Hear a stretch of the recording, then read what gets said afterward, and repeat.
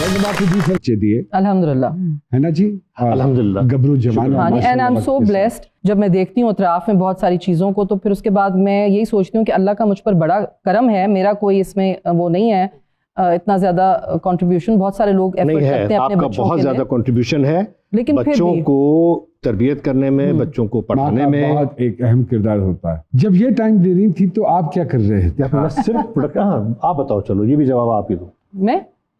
मैं दूं ये नहीं, कैसर ने बहुत काम किया उस ज़माने में, क्योंकि एक तो मेरे जैसी औरत से शादी कर ली, तो जिसका मतलब मेरा एक था मैं ही जवाब दे देता यार। नहीं, मेरा तो एक ये था कि भाई जब मैंने जिससे शादी करनी है तो हो सकता है कि मैं काम करूं या ना करूं, जो भी करूं मेरी मर्जी, लेकिन आपने पूरे सारे खर्चे आपने उठाने पूरे करने।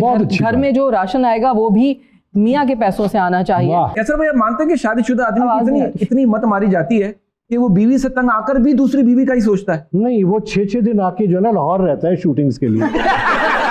एक और हम आपका चेहरा देखते हैं एज सियासतदान, क्योंकि आपकी एक तस्वीर भी बड़ी वायरल हुई। जुल्फकार अली भुट्टो साहब ने आपको गोद में उठाया हुआ है। गालिबन वो बात है 71-72 की, और उसके बाद आपने पीपल्स पार्टी की तरफ से इलेक्शन भी लड़ा। अच्छा, बड़ी अजीब सी बात मैं बताऊं नमी, आ जाओ। ये वो दौर था जब भुट्टो साहब को इनके दादा ने अपने होटल में रहने नहीं दिया था। जी, बड़ी अजीब सी बात है ये। आप लोग हर तरह से एक दूसरे को जानते हैं। हाँ ये बाद में पता चली सारी बातें, जाके डाखाना मिल रहा है। तो मेरे जो नाना मरहूम थे मीर अली अहमद तालपुर, उन्होंने फिर भुट्टो साहब को अपने घर पे रखा हमारे पास। अच्छा। और सुबह का वक्त था, मुझे हल्का हल्का सा याद पड़ता है कि मामू आए थे, उन्होंने मुझे जल्दी जल्दी जूते पहनाए, उठाए भुट्टो साहब। एक ये तस्वीर है, एक में मुझे वो हाथ पकड़ के चलना सिखा रहे हैं और एक में खाना खिला रहे। अरे अल्लाह। तो वो अभी है। तो वो एक दौर था जब उसके बाद फिर सियासी इख्तलाफात हुए बड़ों में, और उसके बाद फिर भुट्टो साहब अरेस्ट भी हुए, रिजीम चेंज हुई, बहुत कुछ हुआ। तो एक बैक ऑफ द माइंड मेरे सवाल था कि भुट्टो साहब को क्यों हैंग किया गया, वजह क्या है? आज तक वो जवाब मुझे कोई दे नहीं सका। और इसी सवाल की वजह से जो पुराने लोग हैं उनसे इख्तलाफ भी हो जाता था। फिर सारी बातें यकसर ख़त्म हो गई। हमारे एक कॉमन, आप भी जानते हैं, अब दुनिया में नहीं, अल्लाह ताला उनकी मग़फ़िरत फरमाए, वो एक साहब थे हारून रशीद साहब। जी। उन्होंने हमसे एक प्रोडक्ट खरीदी, ड्रामे। फिर वो पेमेंट्स का कोई इशू चलता रहा, नहीं हो पाया। फिर वो इख्तलाफात बढ़े, तो उन्होंने थ्रेट्स वगैरह किए मुझे, और इस हद तक थ्रेट्स से फजीला ये भी डर गई थी कि क्या हो रहा है। मैंने कहा मुझे खुद नहीं पता। जो तो साहब हमारे बड़े सीनियर लॉयर थे, मैंने उनको बोला, वो कहने लगे हुई अच्छा यार तू रात को घर पे ना सोना वरना तुझे उठा लेंगे। मैं और डर गया। अच्छा, वहीं पर शायद कुछ हमारे सियासी दोस्त थे, उन्होंने मुझे देखा होगा या क्या, उन्होंने जाके बिलावल हाउस में बात करी होगी, तो वहाँ से मुझे कॉल आया गया कि जी इलेक्शंस हो रहे हैं और we want a person like you to contest from this constituency. तो बेनज़ीर साहिबा से मेरी जब बात हुई तो मैंने कहा बीबी मेरा तो कोई यहाँ पर वो है ही नहीं कॉन्स्टिट्यूएंसी, मैं तो आम सा टीवी एक्टर की बात हो रही है, 2002 की बात। हाँ। तो मरूमा ने मुझसे कहा कि कैसे you come on TV, so entire Pakistan is your constituency, do as I say and what I see that you don't. फिर सईद गनी साहब की और निसार खोड़ो साहब की ड्यूटी लगी कि कैसर को ग्रूम करो। अच्छा जी, वाह। ये मैं ऑन एयर इसलिए कह रहा हूँ कि इट हैपेंड। हाँ। तो लेकिन फिर शायद वक्त ने उनको इतना मौका नहीं दिया, और फिर हम भी ज़ाहिर है दूर हो गए चीज़ों से, अपने काम काज में लग गए। लेकिन आज का जो सिनेरियो नज़र आता है उसमें लगता है कि नहीं यार, इन चीज़ों में कुछ नहीं रखा, इन चीज़ों से आदमी, बच्चों की रोजी रोटी आदमी कमाता रहे, वो ज़्यादा बेहतर है। एक्चुअली कैसर जब पॉलिटिक्स के लिए सोच रहे थे या फिर करना जब शुरू किया, तो इनका मकसद ये था कि कहते थे मुझे अपने लोगों के लिए कुछ करना है, हमारी फर्टिनिटी के लिए। हाँ। तो लेकिन वो ये बात है कि इतने सारे मसाइल हैं इन चीज़ों में, मैं इसीलिए बहुत दूर हूँ इन सब चीज़ों से, कि जब आप अपने लोगों के लिए कुछ करना चाहें और आप ना कर पाएं, तो फिर आप, अगर आप में थोड़ी सी भी इंसानियत है अंदर से, तो आप बड़े फिर लोगों के सामने शर्मिंदा होते हैं। अच्छा सर, कैसे भाई, मैंने सुना है आप घर में बड़ा रूप में रहते हैं भाभी के? बहुत शदीद है। ओहो, क्या बात भी लग रहा है, लग रहा ना, वो कब्र का हाल तो मुर्दा ही जानता है। अंदाजा आप नहीं हुआ अपनी कि तरफ से लोगों को- जजमेंट्स करें बैठ के। सरकार, एक हमारे डाकिया साहब हैं, वो किसी न किसी का पैगाम लेकर आते हैं हमारे प्रोग्राम में और सुनाते हैं। चलो। और वो हमारी कोशिश होती है कि हमारे प्रोग्राम की वसादत से वो वहाँ पहुँचे जहाँ वो पहुँचना है। तो अगर आपकी इजाज़त हो तो बुलाऊं। बहुत सारी तालियों में वेलकम करेंगे जी शिरोज साहब को। आइए। कैसे साहब आए हैं, फसीला साहब आई हैं, कैसी तबीयत है आपकी? बेहतरीन, ठीक है। A1। किसका पैगाम लाए हैं? सरकार, आज का पैगाम जरा खतरनाक है, ओहो, क्योंकि आज का पैगाम दिया है कॉलेज की कुछ लड़कियों ने। मेरे नाम दिया नहीं है, सरकार। बरकत के नाम दिया। उन लड़कों के खिलाफ दिया है जो कि बदतमीजियां करते हैं और तो फिर तो बरकत फिर मेरे नाम रिसीव कर या रिसीव करा। वो कहती है कि अख नी नीवी कर दे मुंडे, किसे तो नहीं है डर दे मुंडे, डर दे मुंडे। ते अपने मुल्क च टुरन तो डरिए, डरिए ना ते होर की करिए, और की करिए। खौफ दिलां विच भर दे मुंडे, वाह वाह वाह वाह।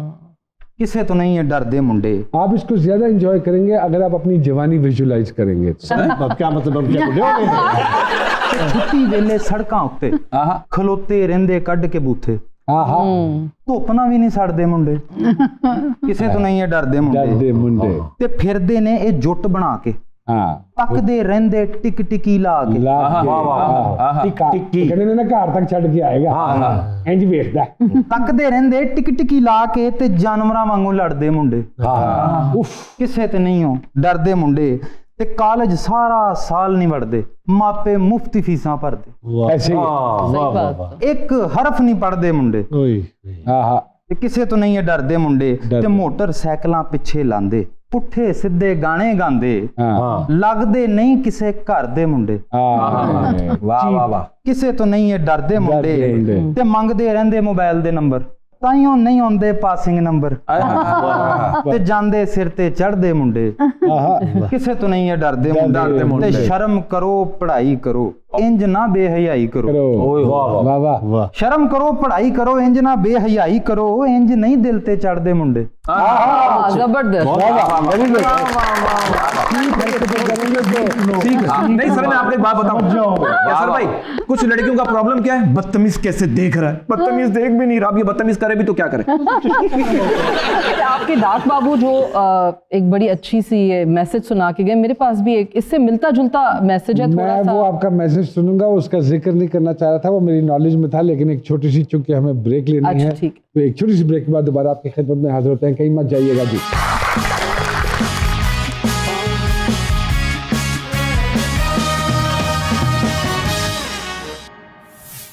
वेलकम बैक टू जी सरकार। कैसे निज़ामानी साहब, फसीला साहिबा हमारे साथ मौजूद हैं। अभी ब्रेक पे जाने से पहले आपने जो हमारे डाकिया भाई हैं उनकी शायरी सुनी, और हमारे इल्म में ये भी है कि आप भी कुछ लिखती हैं, थोड़ा थोड़ा सा। तो अगर कोई Sometimes। कलाम हो जाए। घर और दिल में ज्यादा सामान जमा करने की कायल नहीं मैं, वाह फालतू चीजों और वक्ती मोहब्बतों की तरफ माइल नहीं मैं, वाह, दिल के कोनों में धरी रंग बरंगी गठरियां और उनसे झांकते चेहरे, घर के फर्नीचर की दराजों में रखी कुछ खट्टी मीठी यादें, जैसा चुपता हुआ दर्द देती हैं उससे गाफिल नहीं मैं, आहा, बस इसीलिए घर और दिल में ज्यादा सामान जमा करने की कायल नहीं मैं। अरे वाह, वाह वाह। खूबसूरत लाइन है ये। Thank you. सीधी बात और सच्चाई है वतीरा मेरा, वो बात नहीं कहती जो खुद से भी करने के काबिल नहीं मैं, वाह वाह। ये बड़ाई नहीं बल्कि सच्चाई है मेरी, सिवाय अल्लाह के किसी और के दर की साइल नहीं मैं। वाह वाह। सरकार, a man is known by the company he keeps, तो इतनी अच्छी कंपनी में बैठे हैं आप इतने सालों से, तो आपने भी कुछ लिखना शुरू किया? ये लिखते नहीं है, सुनते हैं और सुनाते हैं। हाँ, सुनने से फुर्सत मिलेगी तो लिखेंगे। हम दोनों साथ बैठ के बहुत गजलें सुनते हैं। अच्छा, हमारा माशाल्लाह। जो इस तरह का टाइम है जिसमें हम अनवाइंड मेरे करते हैं साथ कामों से। एक प्रॉब्लम ये हुई है कि मुझे रीडिंग ग्लासेस लगाने पड़ गए, ओहो, तो उसकी वजह से होता ये है कि पढ़ने वाला मामला था ना, वो अक्सर मुझे बेजारी होने लगती है थोड़ी देर बाद, हाँ, इरिटेशन शुरू हो जाती है। इरिटेशन होना शुरू हो जाती है, डिफ्यूज होना शुरू हो लेकिन जाता है। कैसे 10 गाते साल बहुत पहले अच्छा है। वकालत क्यों की? जब मैंने बीएससी कर लिया था, उसके बाद मैं एमएससी कर रहा था कराची यूनिवर्सिटी से, और उन दिनों एक तंजीम थी, उन लोगों ने